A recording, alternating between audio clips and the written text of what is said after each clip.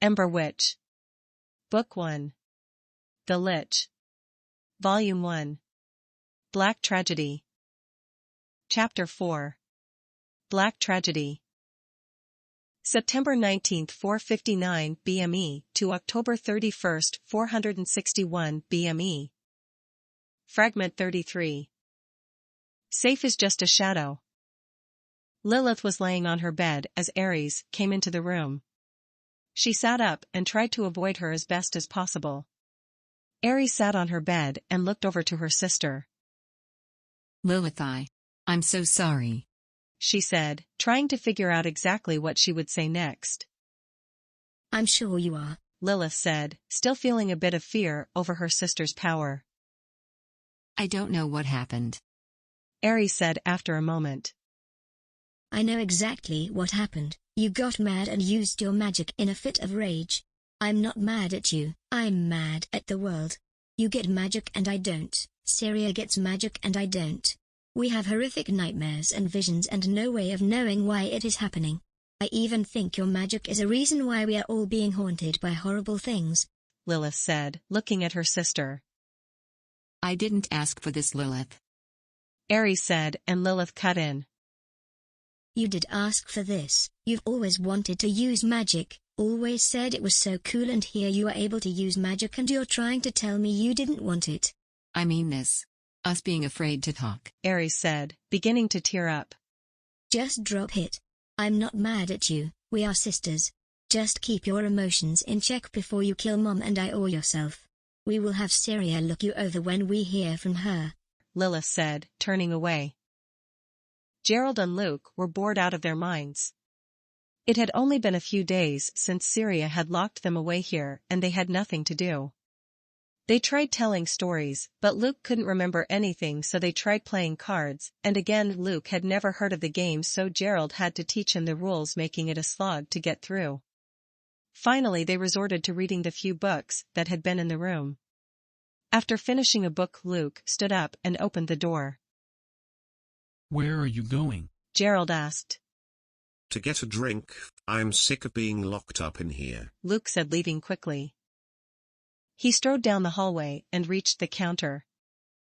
Give me 2 of your strongest bottles of alcohol, please, Luke said to the innkeeper. The small, fragile-looking man pulled 2 bottles of liquor out and handed them to Luke. You've got any more books?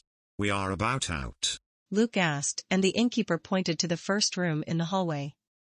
I've got about 5 books in each room, so take your pick. By the way, that will be 50 gold for the liquor. Oh shit, let me run back to my room really quick. I assumed that everything was paid for already, Luke said. Oh, it's you. Just take them, anything for the church, the man said, smiling. Luke grabbed the bottles, went into the first room, picked up 4 books, leaving a copy of a book they already had, and went back into his room. Gerald looked at what Luke brought in and smiled. My friend, how I've missed you, he said, pulling a bottle from Luke's hand. He popped the top and began drinking. Luke sat on the bed and did the same. Syrya folded up the page, dripped wax over the fold, and pressed the seal into it. After letting it cool, she made her way to Father Haith's room. She stepped to the door and knocked. Come in, he said calmly from behind the door, and Syrya stepped inside. Here is my response for the Black family. Make sure it gets sent off today. We don't have much time, she said, handing the page to Haith. He grabbed it and placed it down on his desk. He gestured for her to take a seat, and she did. We must speak about your recent actions, he said calmly, keeping his focus on her as he sat across from her. I cannot allow for such actions to go unnoticed and unresolved. You destroyed church property, assaulted an injured woman, and worst of all, performed sins within holy walls. I am afraid I am going to have to excommunicate you from the church, Haith said, trying not to show emotion. You are going to kick out and bar the only healer Meridia has because of that? You must be insane, Syrya said, keeping herself calm, but pushing spite through her voice. It is the law of the church, Syrya. There is nothing I can do, Haith replied. Yes, there is. You can forgive and forget. It's what the church teaches. Syrya said, letting the words hang for a moment. I understand that, but in this circumstance forgiveness is in the eyes of the gods, and torturing anyone within this building is a cardinal sin even the most holy saints cannot be forgiven for. I understand your actions and I forgive you, but as the priest of this chapel my duty is to uphold the laws and teachings of the gods. Haith replied, frowning at his words. I am not leaving. I have a duty to the church assigned by my mother, to aid and assist the church any way I must.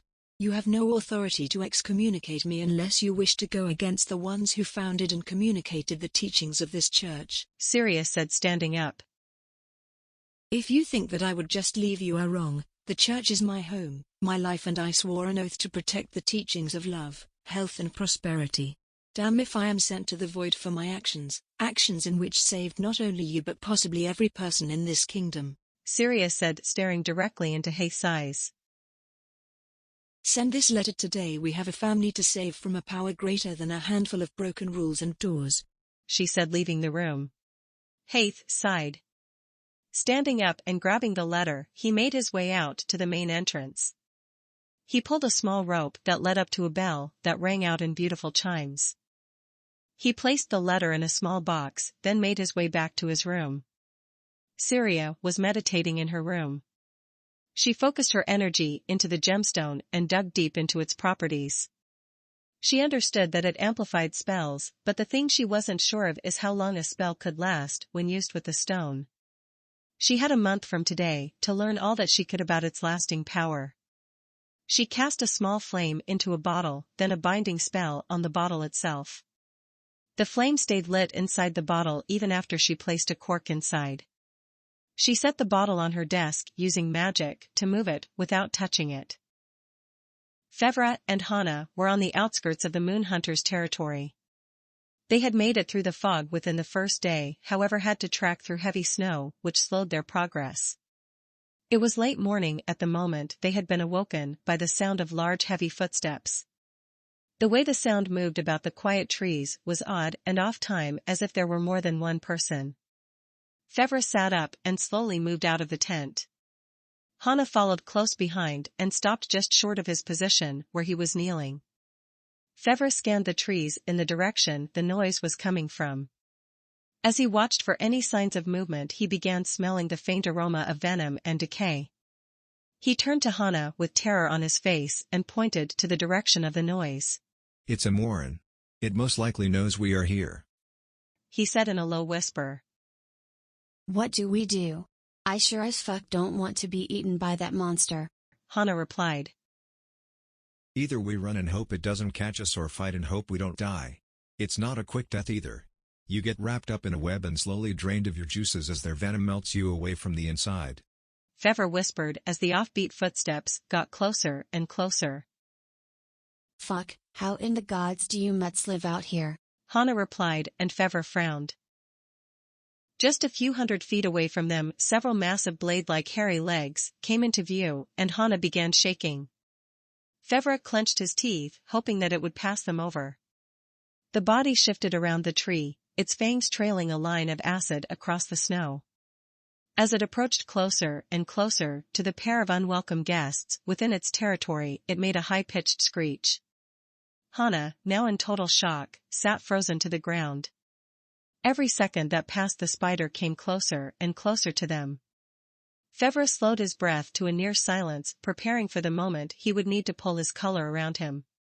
If they had to fight, he was positive that the Moon Hunters would feel their color. Even if they had known a pair of hunters were out this direction, they would send a pack to investigate. The hunters never used their color unless in direct confrontation with one of the spiders or if they were injured. Either way, he was positive that by the end of the day he would be dead. Whether it was from the venom or from hanging by the Moon Hunters. Hana's hands were trembling as the spider approached them closer and closer. It clicked and screeched again, then, in a flash, it stabbed its leg through the tree they had been crouching behind. It exploded into large chunks around them, causing the rest of the tree to topple over. Hana screamed and began backpedaling. She was horrified and not paying attention to her feet. She tripped over the tent, falling backwards into it. It collapsed on top of her, causing her to scream even louder as she thrashed about. Fevra fell back then rolled to his feet. He saw Hana attempting to free herself from the tent then cursed in his head.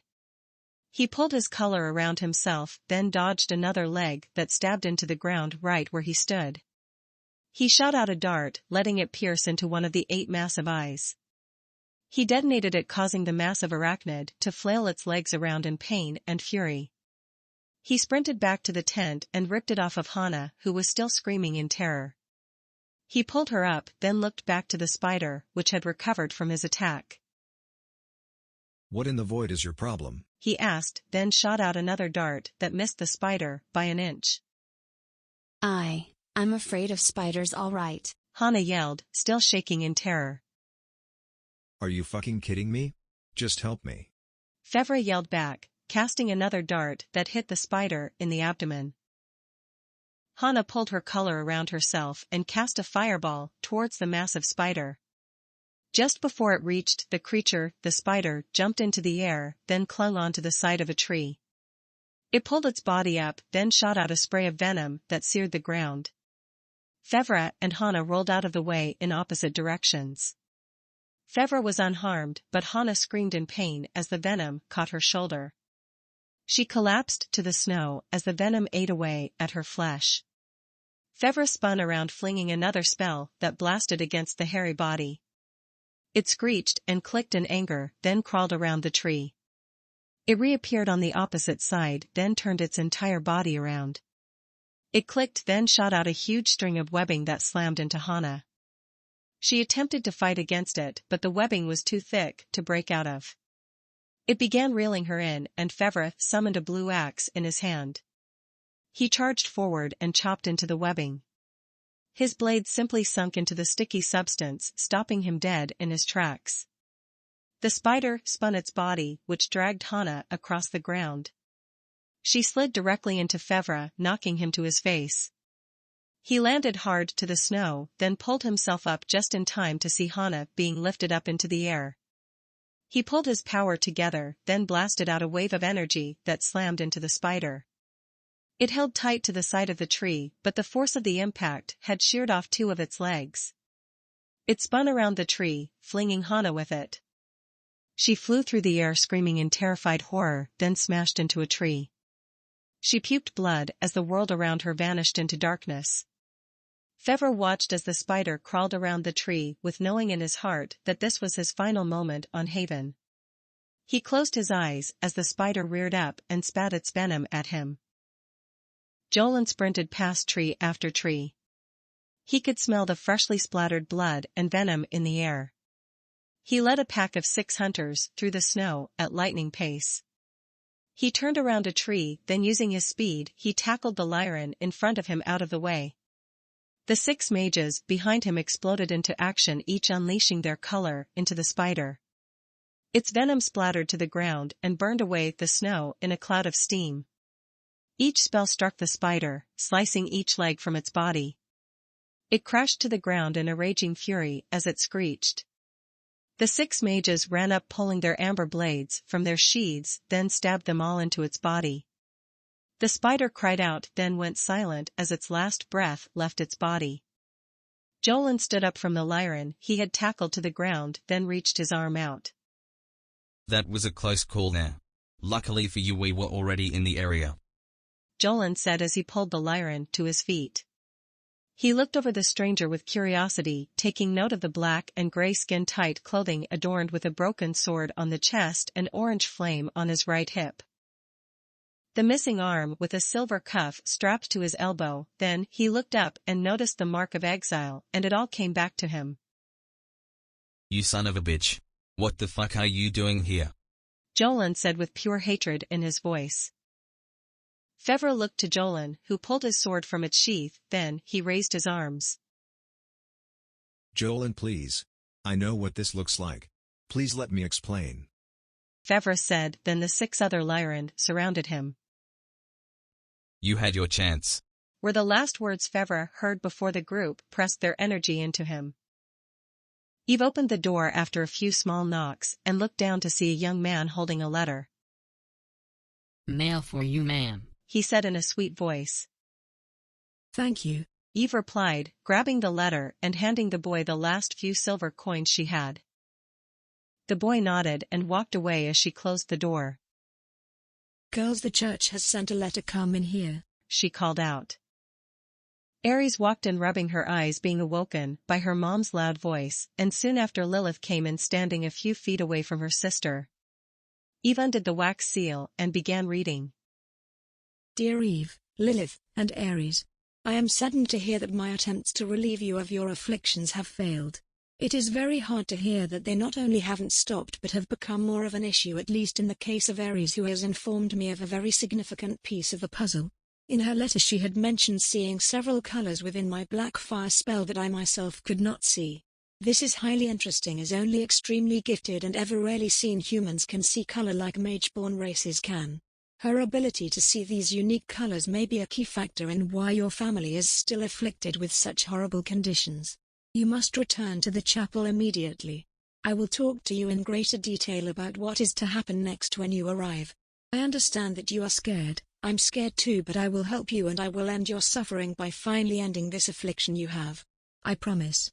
P.S. Lilith, I hope you are doing all right. Our talk we had before you left the city still weighs on my mind.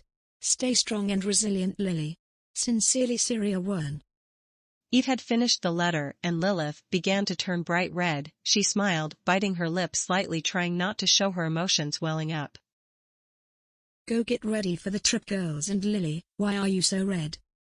Eve said, turning to her daughters, noticing Lilith's face. It's nothing, she said, running off to her room. Fucking church is just a ploy to make everyone feel safe. Even though there are monsters everywhere, you go too far into the forest and giant spiders wrap you up in webs and slowly drink your juices, and too far southwest and massive birds snatch you up, bringing you to the mouth of Temper just to cook you alive before they eat you.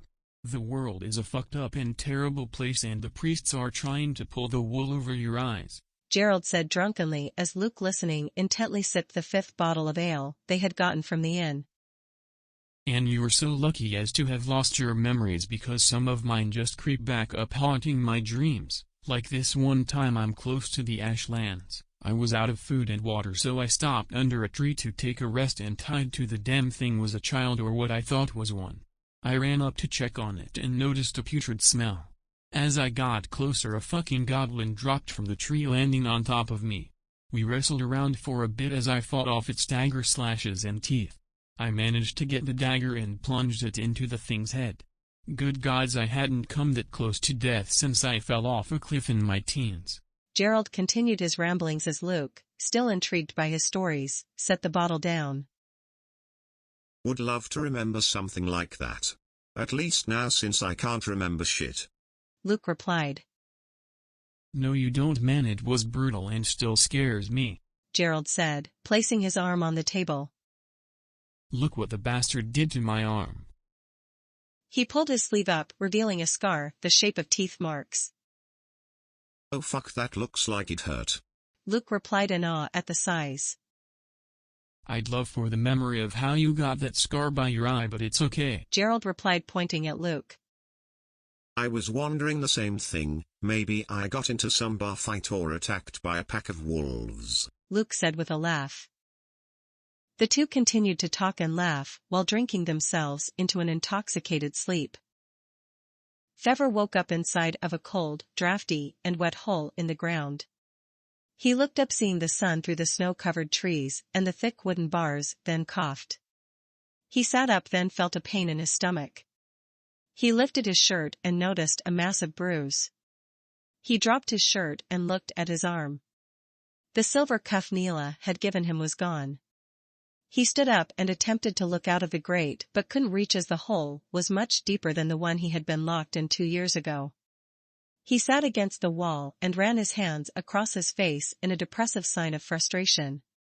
After all he had been through, all he had worked for these past 2 years, he was right back where he started. Sitting in a hole awaiting his judgment. He had no idea what had happened to Hana, but knowing the Lyran, he assumed they had killed her. He curled his legs close to his chest, then laid his head against his knees, attempting to keep his body warm. Eve, Lilith, and Ares had arrived at the city and made their way to the inn they stayed at last time. Eve walked in and asked about the room they had stayed in before, and the man behind the counter handed her the key, telling Eve the church prepaid for their stay. Eve thanked him, gathered her kids and bags, then set them in the room. It was dark out, so she laid down and got some much-needed rest. As the morning came, Lilith was the first to wake up. She grabbed her nicest clothes and did her hair up in a fashion unlike her normal style. Eve woke up to see Lilith rushing around the room and asked why she had dressed so fancy. "I want to look my best for the church," Lilith answered, trying to hide her true intentions. "Well, you do look nice, Lily," Eve replied. Ares sat up, a purple glow embellished her skin. She looked around, then down to her hands.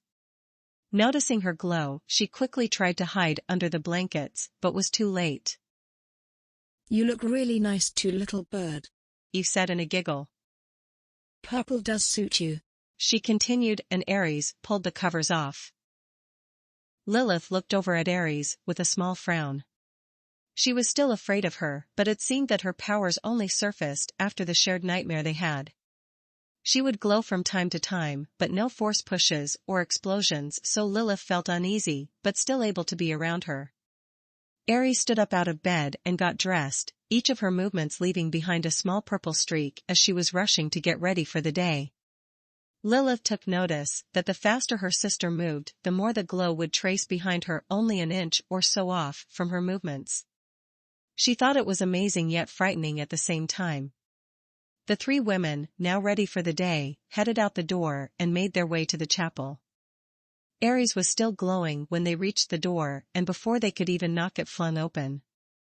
Syrya stood there, a black shield surrounding her and a fireball in hand. As soon as she saw the three of them, she dropped her magic and sighed in relief. Eve, startled by the sudden show of magic, pulled Ares and Lilith behind her. "What was that about?" she asked, keeping Ares well behind her. "I felt an unfamiliar magic source heading up the stairs. It's a long story, one that is better told behind closed doors. Come in quickly," Syrya replied, gesturing for them to enter. She was dressed in her usual white robes. Her hood was drawn, horns protruding from the top. The three women stepped inside, and Syrya closed the door behind them, locking several locks and casting a spell on each of them, then the door. "Go into the first room to your left, please," Syrya said as she led them through the chapel. She was nervous about what was to come, but she knew that she had to inform the entire family of what has happened.